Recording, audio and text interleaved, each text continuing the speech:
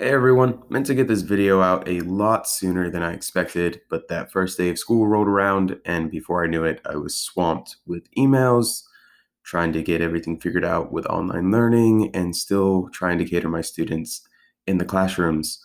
But thankfully, the weekend has come, so I'm going to catch up on some rest and I wanted to go ahead and take care of these videos. Okay, so I did mention before that I wanted to show you guys these Cami stamps. Cami created these stickers, which are super cool, and I absolutely love them. But I want to show you guys how to kind of create this tool to create your own stamps, things that you can refer to, and we're going to do that. We're going to start out with Bitmojis. The other thing is that once I show you guys this, I know a lot of you are going to be thinking of other things that you can do with this tool.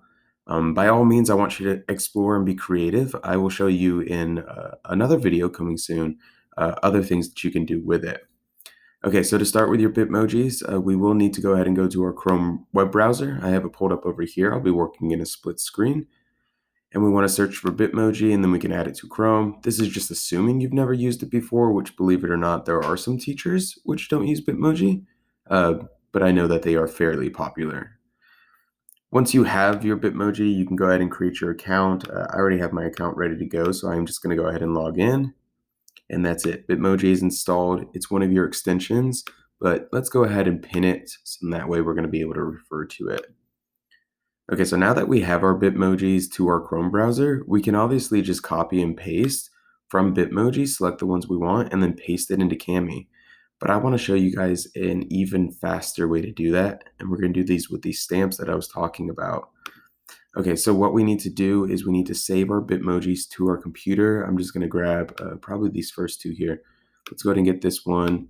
I want to save the image as, and for now, I'm just going to save it to my desktop. It doesn't really matter what I name it or how I organize it. I'm going to get rid of it soon. And then let's go ahead and grab that second one too. So save image, and that's just going to go right to my desktop. Okay, so I got two of them to my desktops. From here, we're going to go to Cami, and we're going to look for that signature tool. So let me exit out.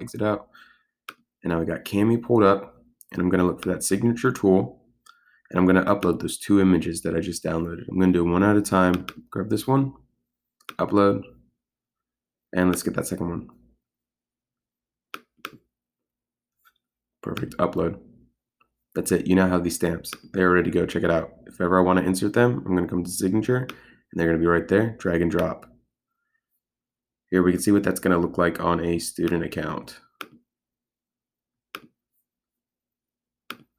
Okay, so I have my students here in Google Classroom. That's what I'm going to show you with. I can pull it up, easily switch from one student to the next. This is my lovely wife and brother who were so gracious in letting me use their names.